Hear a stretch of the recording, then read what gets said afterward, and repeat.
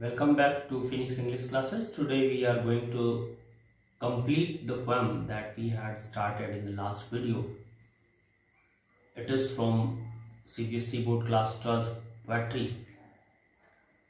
The title of the poem is A Roadside Stand, written by Robert Frost. In the previous video, we finished half the poem, and because the poem is long enough to cover in a single video, it will not be justified. That's why we have split it into two, and now we are going to complete this poem, starting it from the second stanza. Let's start the poem. It is in the news that all these pitiful kin are to be bought out and mercifully gathered in. The poet says, there is a news, it is in the air, that these pitiful kin, these poor people have been addressed here by the poet as the pitiful kin, because they live in miserable condition. That's why the word pitiful has been used, and because the poet feels an intimacy with them, the poet feels a kind of relationship with them. That's why he is addressing these poor people as his kin. Kin means the relatives, kith and kin. These pitiful kin will be bought. This word bought has been used here. It is said that in this modern world, the business of the people, it means selling and purchasing of the people, is nowhere in the world now. But it is a false notion. Even in the country like America, where we think that there is complete democracy, the poor people are bought. Only the process has been changed. Only the words have been changed. But the things are alike. In some way or the other, the people are bought if they are poor. It is in the news that these poor people will be bought, but this time they will not be sold and bought as in the ancient days of slavery. It is in the form of social service. Those who call themselves the social service agents or the social servants, they buy these people and they show mercy upon them, not to favor them, but to generate some more money from these hard hands. What they do, that is written in the next lines. They will be mercifully gathered in, where they will be gathered after they have been bought, to live in villages next to the theater and the store, where they won't have to think for themselves anymore. This time, this buying and selling is not in the same manner as it was in the ancient time, when the slaves were purchased, the slaves were sold in the open market. But this is now called the social service, and those who claim that they are social service people or the social servants, they are serving the society for their own loaves and fishes, for their own profits, for their own gain. They purchase them, showing that they are helping them. This is the price. This time this is not in the same manner as somebody gave money and bought the servants, bought the slaves. But this time, these poor people who are farmers, who are daily laborers, they have been purchased with another thing that is named as social service, mercy, or doing them good. They are the good doers. In the name of doing some good to these poor people, they are purchasing them and the cost is they will brought these poor people in the villages where there are theaters, there are stores. These are the things of allure. They promise these poor people that we will provide you comfort, we will provide you a place to live where there is theater, you can watch movies, you can see the cinema, and there are general stores where you can purchase the things like they do in the open cities, in the markets. This is the allurement. And such kind of a life will be free of any care. They need not think for themselves, because these social serving people, the social servants, are there to think for them. They will take pains. They show it. They seem to present themselves as the social servants, as the benefactors of these poor people. And they say, you need not worry about anything. We are there and we will help you out. What you have to do is a very little thing. You just have to give us your lands. That is spoiling your life. They are showing that your burdens are being taken by us and you need not worry anymore. What you have to do is a very little thing. You have to give us your land, your farming fields, and live comfortably where we will place you.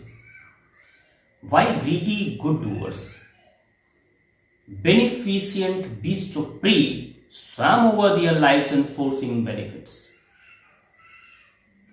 The poet is relieving the true faces of these benefactors. He calls these social servants the good doers. It is written in contradiction, it is written in ironical form. It means they are not good doers, they are bad doers. They are not providing any comfort to these poor and these very downtrodden and those poor farmers. But they are messed up there. They are surrounding them like the vultures, like the kites, and they are in search of their own benefit.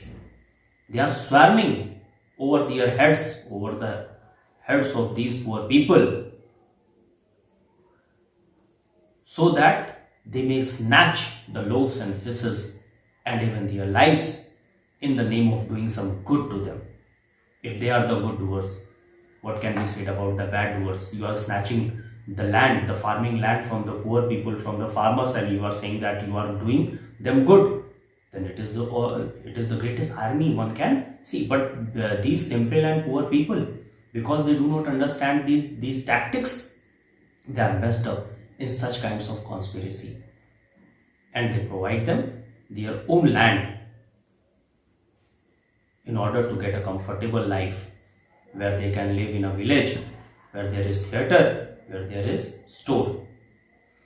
While greedy good doers, beneficent beast of prey, these good doers or these social servants have been termed here as the beast of prey. They are the beasts, they are the wild animals, and they are ready to pounce upon these prey. Prey is used for the farmers. The farmers are the prey and these are the predators. Swam over their lives enforcing benefits, and they are hovering over their heads like the vultures to get a chance to snatch at them, to pounce at them, and in the name of providing them benefit, enforcing benefits. It means they are giving them the benefits forcibly. It seems that they are so adamant on giving them benefits, and these poor people are not ready to take it. They are not ready to receive it. They assume such kind of things, but there in the minds of these good doers, so-called good doers, there is only one thing, and that is to make money out of these hard hands, out of these poor people, in order to make them poorer than they really are, that are calculated to suit them out of their wits, and they give them calculations. They tell them what kind of a benefit you are going to get. They give them calculations. This is another irony of the day. The people comes to you and say they say that give us this much of money, give me this much of land or these possessions of yours, and we will benefit you. We will provide you lots of benefit. And we blindly follow them, we believe them, and we hand over them our money, we hand over them our resources. This is the process of the good doers or so-called social servants. They give you calculations, they show you benefits, they show you lots of profit only in order to get your land if you are a farmer. And by teaching them how to sleep, they sleep all day. And then they start their tactics. They start the same bad practice as it had been since the dawn of civilization. These greedy people start teaching them how to sleep. And in order to give them a demo, in order to give them an example, they sleep during the day and say, watch us, how do we sleep comfortably. And at night, because they have already slept, at night, these poor people are bound to remain awakened, because these good doers have slept well and showed that we were teaching you how to sleep. And at night, because they have slept well, they are at ease, they will not let you sleep. And this is the ancient way. How these greedy people, how these people in power, or how these businessmen exploit us, not only of our money, not only of our land, not only of our property, but also our sleep. They snatch it from us, because during the day we try to imitate them, we try to learn from them, and during the night we cannot sleep because we are restless, because we are out of everything that we had, that we possessed. In the third stanza, the poet starts telling us about his own feelings. What does he feel about those poor people, about these downtrodden people? Sometimes I feel myself I can hardly bear the thought of so much childish longing in vain. Sometimes I myself, here I means Robert Frost himself. Sometimes I feel myself that I cannot bear all these things. If I feel myself that I am in the place of this poor farmer, or I am only a beholder of such a condition where these so-called social servants are surrounding them, they are hovering over their heads like the vultures to eat upon them, to feast upon them, and they show that we are giving benefits to you, we are doing some good to you. When I feel myself that I am also in such a condition, or I am the overviewer of all these things, I hardly can bear all these things. Such kind of injustice, such kind of exploitation, such kind of barbaric thoughts of the civil people. When I start thinking, I start feeling that I am also a part of it, or I am the beholder. When I start feeling myself in their place, I can hardly bear such kind of a thought. It is so intolerable. The thought of so much childish longing in vain. And I don't know what childish longing is there in my heart. This is sure childish, because I cannot understand why does this thought come to me, though it is all in vain, it is of no use. The sadness that lurks near the open window there, that waits all day in almost open prayer. What kind of a feeling comes to me? I cannot bear it. There are these poor farmers who settle up the stalls, who settle up these roadside stands, and the day long they almost pray to God, so that as a result of it there should be some customer who stops there to ask them what for they are settling up all these things, why they have settled up such kind of a roadside stand. And the day long in their open prayer, there is only one thought, that someone will stop here, some car will stop here, and they will ask us what is the price of our wares. But in spite of all these things to happen and return to their prayers, the only thing that waits for them is sadness. It seems that this sadness is lurking near the open window.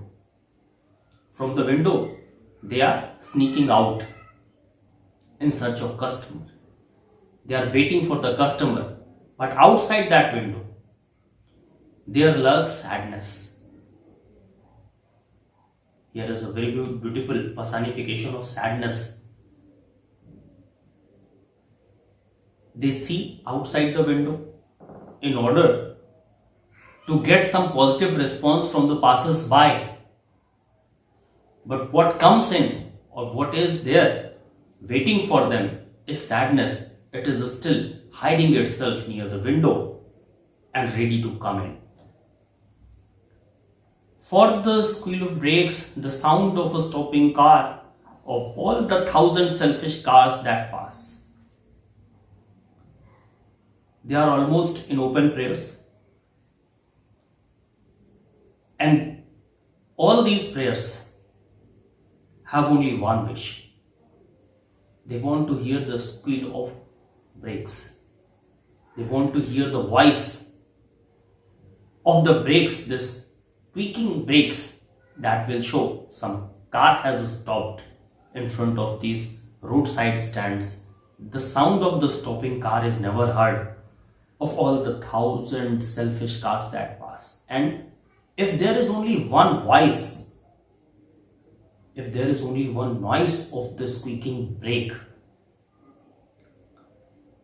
it is perhaps one amongst those 1,000 cars that have passed and never took care, never took notice of the roadside stand. And after those thousands of selfish cars, there is only one car that stops there sometimes, just one to inquire what a farmer's prices are. And one did stop, but only to blow a grass. And every car that stops there is not necessarily stopped there to buy something or to ask for the rates of the wares that have been put there for sale by the farmer. One car, if one car comes and stops there in order to ask for the prices of those wares that are for sale on that roadside stand, the other car that is stopped there has not necessarily come to do the same thing of asking for the price. It may be that it has stopped there to use the lawn, to use the front space of that roadside stand to turn his car. And it has done only one thing for the farmer, that it has destroyed the grass in the lawn. In using the yard to back and turn around, if one stops to ask for the price, the other stops only to spoil the grass of this roadside stand. And after taking a turn, it goes back. And another to ask the way to where it was found. If another car stops, it doesn't mean it has stopped for asking the price. It may be for asking the way. Those cars, those people who stop there, do not necessarily stop there to buy something from them. They do not care for it. Sometimes they only spoil the grass lawn to bag their cars, and sometimes they stop for a while only to ask about the way, where this way goes to. And another to ask, could they sell a gallon of gas? They could not this crossly. They had none. Didn't it see? And another car may stop there to ask if there is a gallon of gas available there. This is also a mockery, because these are the polished people, these are the educated people on the stall where pumpkin is being sold, where the gourd or the squash is being sold. It is only a mockery that you come there, you stop there to ask if there is a gallon of gas available. If they would have been so affluent, if they had been so good merchants, or so affluent or so rich, why they would have set up the stall there on the roadside? At this question, the poet gets angry once again, and he writes this crossly. This time, I am very much angry at it. At such kind of a behavior, if someone comes to ask for the gallon of gas, then it makes me angry. They could not. Either they do not have the sense, or they do not have the eyes. Can't they see that we cannot afford such things? Isn't it idiotic? Isn't it being a mockery that you go to a vegetable shop to ask for a gallon of gas? Here, the poet once again gets very angry. Now, in the last stanza, the poet is trying to give a solution, and in giving that solution, he goes beyond his limits. But in this concluding stanza, we come to know about the humanism of Robert Frost. Let's start with the last stanza now. Knowing country money, the country scale of gain, the requisite left of a spirit has never been found. He says, no, I'm not agree with the thought, with the notion that in country money, the country scale of gain. If we put a scale, that is the scale of country gains, country profit. If we weigh that country money, we will never find that kind of upliftment in profit as far as the income of these farmers is concerned. It is not up to the mark. It is not as good as it should be for the development of a country as a whole. No, in country money, the country scale of gain, the requisite left of spirit has never been found. And it is not the matter of today only. It has never been found. There is no such history where the real upliftment of these downtrodden and poor farmers have been seen. It is nowhere seen. That scale of gain has never been balanced. Or so the voice of the country seems to complain. I can't help owning the great relief it would be. Or if I say about the voice of the country, it seems to be complaining. The whole voice, the uniformed voice of this countryside area where these poor farmers live in hope of some city money to have in their hands. If I talk about their voice, if I talk about their complaints, we will have only the complaints of these poor farmers that they have never been given justice in terms of the gains, in terms of the business, in terms of of the upliftment of uh, of life or the standards of life. I can't help owning the great relief it would be to put these people at one stroke out of their pain. And in feeling the pains of these poor people, these poor farmers, the poet is so much disappointed, he is so much in pain that he says, because it is not possible to bring these all the people out of such poverty, out of such helplessness. If someone suggests that at a single stroke all their pains will come to an end, there is a hidden meaning of it. There is only one way to make a stop to all kinds of misery for the human life, is to slay him. Such kind of a thing comes to the mind of Robert Frost when he looks at the plight of these poor farmers.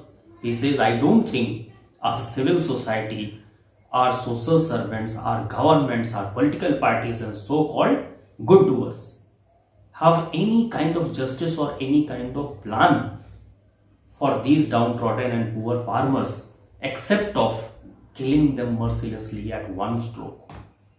But even if you take this decision of bringing all their sadness, all their disappointment and all their poverty and misery to an end in a single stroke, I will welcome it. Because in such case I have to suffer only once. But if such kind of a life goes on in my country, it will make me suffer every time, every day, every moment I think of these poor farmers, every time I think of these poor people and their misery.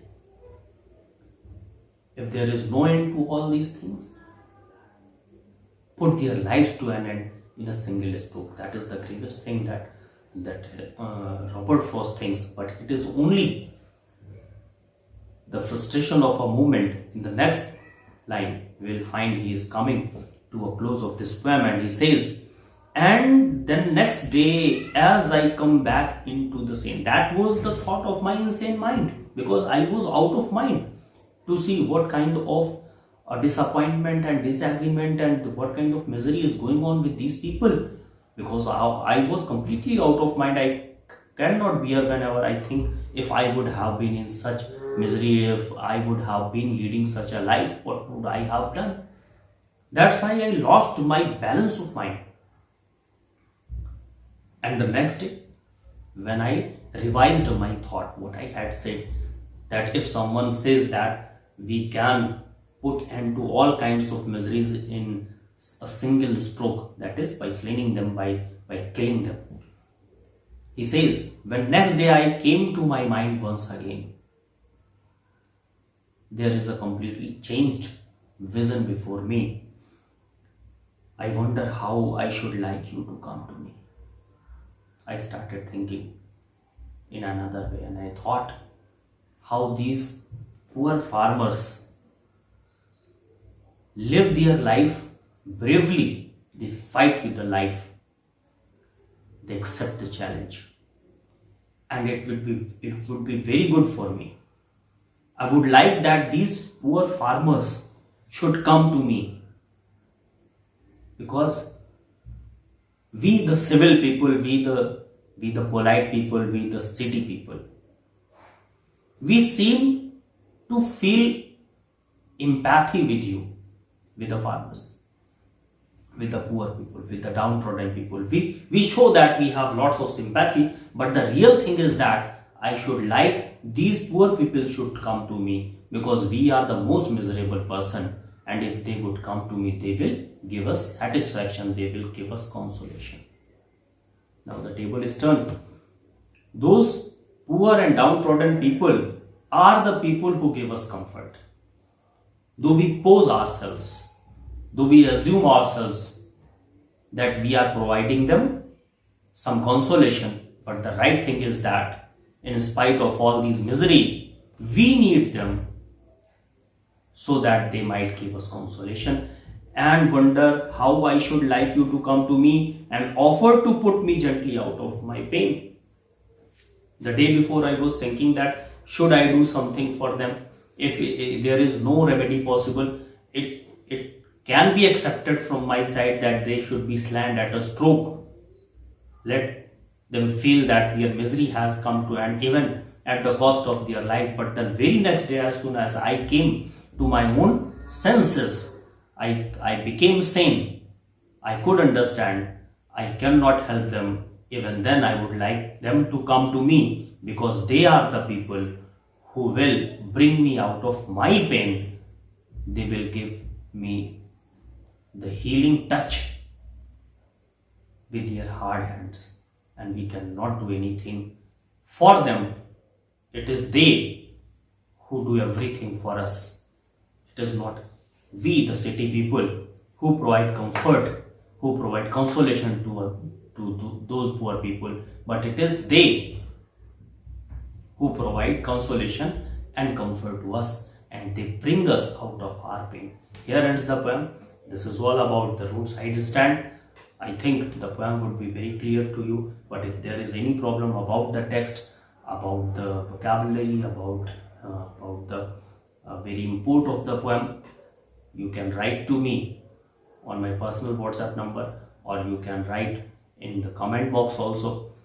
There are certain textbook questions that are important for the board examination also. You can find them on the site that is given in the description. Your comments, your suggestions are always welcome. Don't forget to subscribe the channel, keep studying, and we will keep trying to make studies not only possible but easier than ever. Thank you.